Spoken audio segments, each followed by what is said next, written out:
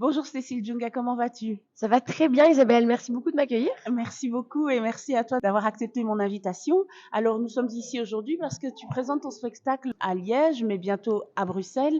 Donc ton nouveau spectacle qui s'appelle Pimandou. Peux-tu nous expliquer un peu comment est né le projet? Tu as travaillé en résidence au Burkina Faso, Mhm. mais peux-tu un peu nous expliquer comment ça s'est passé?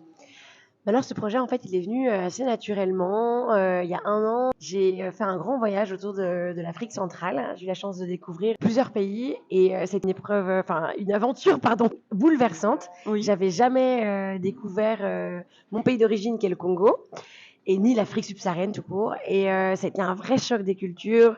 J'ai vécu plein d'aventures que j'ai voulu raconter. Et voilà, c'était naturel pour moi d'en faire un spectacle. Et voilà. C'était vraiment le retour aux sources, quoi. Exactement, le retour aux sources que je raconte dans ce spectacle. Je suis belge, bonne belge, mais d'origine congolaise, donc avec une double culture. Mais cette double culture, il faut aller à sa rencontre, il faut l'apprivoiser. Et donc voilà, ce spectacle parle avec humour de toutes les péripéties que j'ai vécues là-bas en Afrique et tous les coups de foudre aussi. Et voilà, c'est de l'humour, mais il y a aussi des parties qui sont beaucoup plus je pense, j'espère, touchante, mais tu Ah l'as mais vu le bien sûr, spectacle, mais oui, alors je du coup l'ai tu vu et pourras je me le dire. confirme, bien sûr, je confirme, c'est très touchant, d'autant plus que moi aussi, je suis congolaise belge. Je suis retournée au Congo à l'âge de 45 ans et ça faisait 41 ans que Oh, j'avais pas mis les pieds, donc j'étais allée à l'âge de 2 ans et à l'âge de 4 ans. Et donc je suis retournée avec ma mère et donc c'est vrai que je me retrouve quand même en partie dans ton spectacle. Alors ce que j'ai beaucoup aimé, c'est que bon, tu passes par différents pays et donc on voit aussi les différences culturelles. Donc pour ceux qui n'ont qu'une idée, qui pensent que l'Afrique est un pays, ça permet, ça permet de se rendre compte que ben, c'est pas la même chose à Ouaga, qu'à Kin, qu'à qu'à Abidjan, qu'au Abidjan, qu'à Sénégal, Dakar. qu'au Mali, qu'à Exactement. Brazzaville. Ah oui, et encore là, on parle de l'Afrique de l'Ouest et l'Afrique centrale, mais il y a encore l'Afrique du Nord, il y a encore l'Afrique de l'Est, il y a encore l'Afrique du Sud. Enfin, justement, c'est un continent qu'on connaît très peu, que ce soit géographiquement, que ce soit historiquement. Or, on a une histoire commune, en fait. Hein, et moi, je me suis rendu compte que bah, je connaissais rien. Quoi. Je connaissais la culture congolaise, oui, mais en fait, même là-dedans, j'avais plein de lacunes, j'avais plein de choses à découvrir. Et j'avais des biais occidentaux, évidemment, vu que j'ai grandi en Belgique. Et donc, je me suis retrouvée complètement bouleversée, quoi. Et ça a été un vrai chamboulement. Et donc, voilà, le spectacle était inévitable, parce que c'est vrai que quand j'observe des situations, j'aime toujours trouver le comique Mais oui. de cette situation. Et donc voilà, le spectacle, Pimandou parle de ça. Piment, parce qu'il y a un côté très piquant. Mais oui, j'allais demander, oui. Oui, vas-y, alors pardon, j'ai coupé ta question. Non, il n'y a pas Pardon. de souci, mais justement, c'est ça d'où vient le titre Pimandou. On s'en doute un petit peu, mais j'aimerais quand même avoir ton explication. Bah, on a cherché longtemps le titre, hein, je vais avouer. En fait, à la base, le titre c'était Premier Gaou, qui est une expression ivoirienne. Vous devez connaître, vous La savez, ces chanson de chansons de Magic Magic System. System, Mais voilà. on dit Premier Gaou n'est pas Gaou. Et en fait, c'est une expression ivoirienne qui veut dire Gaou, ça veut dire un peu le candide, Oui, l'idiot. oui. Et donc on est Premier Gaou parce que ben on est parfois un petit peu Naïf. naïf dans une situation. On est premier gaou, n'est pas gaou, mais le deuxième gaou qui est Niatao. En gros, ça veut dire que, mais si la deuxième fois on se refait avoir, alors là, ça va pas. Mais une fois, mais pas deux. On dirait ça D'accord. en Belgique. Oui. Et donc, c'était un peu ça, parce que c'est un peu sur cette naïveté que j'avais en découvrant le continent, avec ma culture belge, mes habitudes occidentales, ma méconnaissance. Mais c'est une expression qui n'est pas connue ici. En Afrique, oui, mais pas ici. Et donc, du coup, il fallait trouver un titre qui peut parler vraiment à tout le monde. Et donc, on a cherché. Et Pimandou, j'aimais bien parce que c'est le côté piment, donc le côté piquant. Oui. Parce qu'il y a un côté quand même un peu acerbe aussi dans le spectacle, un peu subversif, si je puis Oui. dire. Mhm. Il y a parfois même un peu d'humour noir. Enfin, voilà, c'est piquant. Et en même temps, c'est doux parce que c'est de l'humour, parce que moi j'aime amener des choses avec de la douceur, parce que c'est un voyage, parce que voilà. Donc piment doux. Puis Oui. piment aussi, parce qu'à la fin du spectacle, il se passe un truc avec les piments, mais ça je vais pas le dire tout de suite. Non, on Mais va pas en parler, on va pas spoiler. Il faut vraiment encourager tout le monde à aller voir le spectacle. Ce que j'ai aimé dans le spectacle, c'est aussi le fait que tu mélanges la danse. On t'entend même chanter au début, et donc c'est pas un spectacle où on vient juste pour rire. On vient découvrir une histoire, et dans cette histoire, il y a aussi plusieurs aspects, dont la danse. Et donc comment ça s'est passé? Tout ça pour demander en fait comment s'est passé le processus créatif. alors moi j'avais vraiment envie de revenir à mon premier amour qui est le théâtre. J'ai fait des études d'art dramatique et l'humour était vraiment venu après, hein, par la suite. Et donc j'avais vraiment envie d'avoir une vraie mise en scène, d'avoir une scénographie, d'avoir un décor, d'avoir un costume. Voilà, j'ai fait beaucoup de stand-up et j'aime beaucoup ça. Mais là, j'avais vraiment envie de revenir à quelque chose de plus riche artistiquement. J'avais envie que le public puisse voyager avec moi, qu'il y ait d'autres arts aussi dedans. Dans le spectacle, il y a un peu d'ombre chinoise, oui, de la danse, il y a du chant, il y a tout ça. Et pour moi, j'avais vraiment envie de recréer ça. Et j'avais envie de m'entourer d'une équipe africaine parce que c'est un spectacle qui parlait de l'Afrique. Et donc, j'ai rencontré un peu par hasard, quand j'étais en voyage à Ouagadougou, au Burkina Faso, une metteuse en scène qui s'appelle Edoxy Lionel Noula. Et en fait, c'est marrant parce que j'ai été voir une de ses mises en scène qu'elle avait fait à Ouaga, dans un festival qui s'appelle les Récréatrales, Ah oui, oui, qui c'est est connu. qui est un peu comme un festival d'Avignon, un peu, Oui, on tout pourrait à dire fait. l'équivalent du festival d'Avignon, mais là-bas à Ouaga, il faut savoir qu'au Burkina, il y a une culture théâtrale très ancrée, très riche. Vraiment, les gens ont l'habitude d'aller au théâtre. Il y a des très très belles créations qui se font là-bas.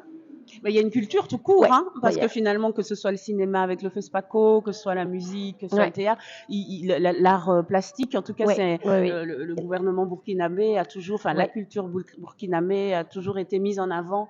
Et c'est vrai que ce qui est beau, c'est que le public est au rendez-vous. Oui, toujours. Et donc j'ai été à ce festival à Ouaga et j'ai été voir par hasard une pièce. J'ai vu le pitch, ça me plaisait bien, j'ai été la voir. Et en fait, j'ai adoré la mise en scène. Et à la fin du spectacle, je me dis, oh là là, c'est vraiment moi ce que je veux faire. Il y avait de la musique, il y avait plein de choses. Et donc, à la fin de la pièce, je vais voir la metteuse en scène pour la féliciter. Donc, je dis oui, bonjour, félicitations pour votre pièce. Moi, un peu timide. Et elle me dit, Cécile Jungle. Ah, mon Dieu, Et je trop dis, bien. oui. Comment vous me connaissez? Elle dit, mais enfin, elle me dit, mais non, on s'est déjà rencontrés, en fait, en Belgique. Je fais, ah bon? Elle dit, oui, au prix Materlinck. Elle a reçu le prix Materlinck du meilleur seul en scène en 2019, je pense. Et moi, je présentais cette soirée au Théâtre National à Bruxelles. Elle me dit, bah, tu te souviens pas de moi? Et moi, un peu gênée, je fais, disons que ce soir-là, il y avait, je sais pas, une quinzaine de prix. Et en fait, c'est vrai que je l'avais pas remise, en fait, à ce moment-là. Et donc, on s'était rencontrés. La vie avait fait qu'on s'était déjà rencontrés. Donc, c'était pas un hasard, Donc, c'était finalement. pas un hasard. Et donc, vous imaginez, donc, je rencontre une artiste en 2019 lors d'une soirée. Et 3 ans plus tard, même plus que 3 ans plus tard, je la revois en plein milieu de Ouagadougou comme ça. Et c'est la beauté, je trouve, Ouais. des rencontres. Et donc, et là-dessus, je lui dis, bah écoute, est-ce qu'on pourrait se revoir? Et donc là, elle me dit, ok. Donc le lendemain, elle me donne un rendez-vous à son centre culturel parce qu'elle a créé son propre centre culturel à Pantabo. C'est une commune de Ouagadougou un peu reculée. Elle a créé son centre culturel où elle donne des cours de théâtre aux enfants, etc. Et donc on va là-bas, magnifique centre. Moi, je me vois déjà rêver faire une résidence là-bas. On est vraiment. C'est ce centre où les murs sont peints, Les c'est murs ça? sont peints de toutes les couleurs.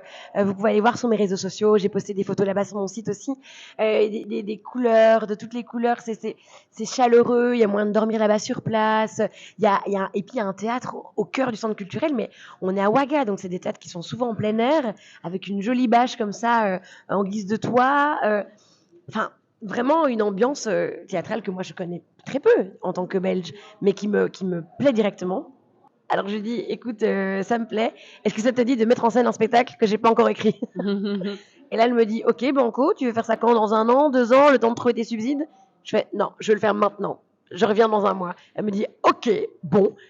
Et c'est parti. Et donc, j'ai décidé de m'autofinancer, J'allais dire, oui, super. d'autoproduire, de prendre mes économies et de pas attendre un producteur, une maison de production, des financements. Et de prendre le risque aussi de se décourager en chemin. Ah oui, de se décourager, de devoir faire un dossier qui plaise à des commissions. Et là, je sentais que le projet, il partait du cœur, il partait du ventre, il partait des tripes et je voulais y aller, quoi.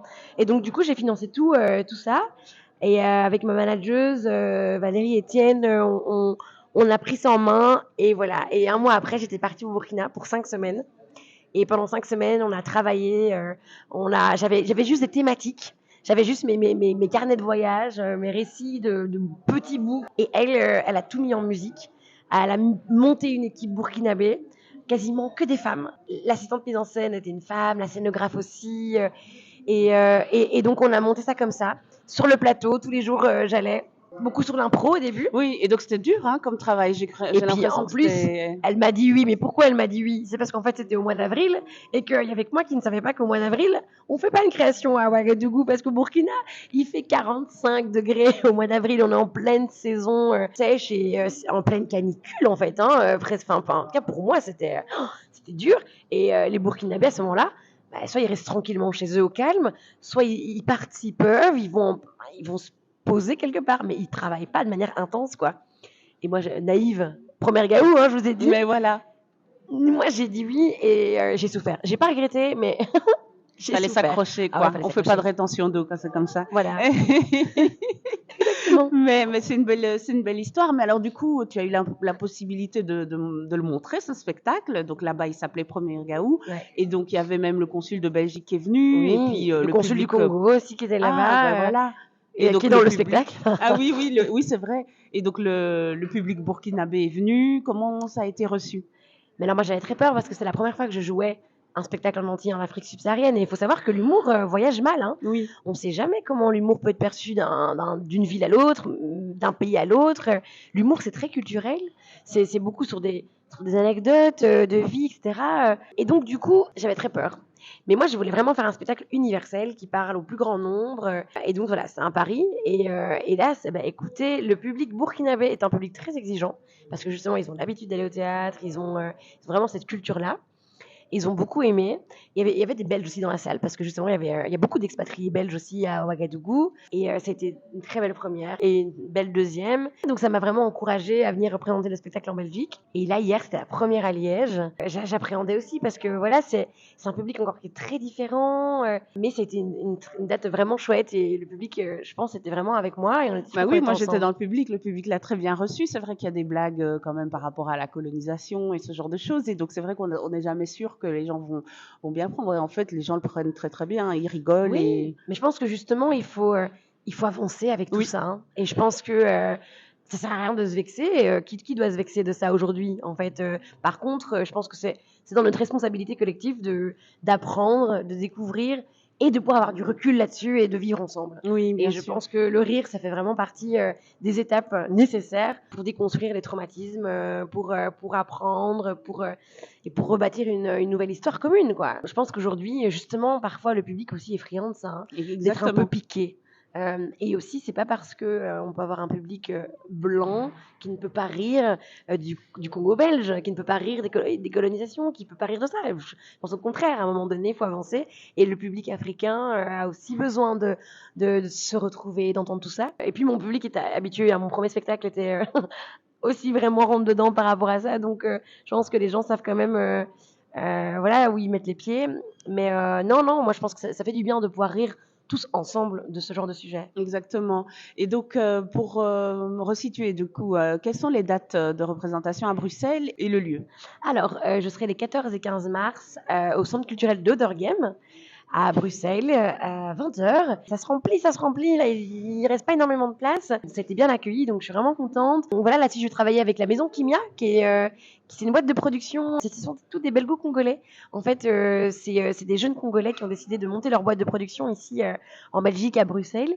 Et donc, je suis vraiment contente de pouvoir m'associer aussi avec d'autres afrodescendants qui ont envie de faire bouger la culture, de faire découvrir d'autres artistes afro en Belgique. Ils ont notamment fait venir Fally Ipupa récemment et plein d'autres artistes. Donc voilà, ça va être des chouettes dates. Toutes les places sont sur mon site internet, ceciljunga.com. Très bien. Il y aura d'autres dates hein, après Bruxelles, oui, j'imagine. Oui, il y aura d'autres dates. Voilà, là, c'est vraiment le lancement du spectacle ici un peu en Belgique. Et voilà, puis j'espère qu'il y aura d'autres dates, que ce soit à Bruxelles ou ailleurs, et qui repartira aussi en Afrique, parce que j'aimerais bien qu'ils continuent à voyager.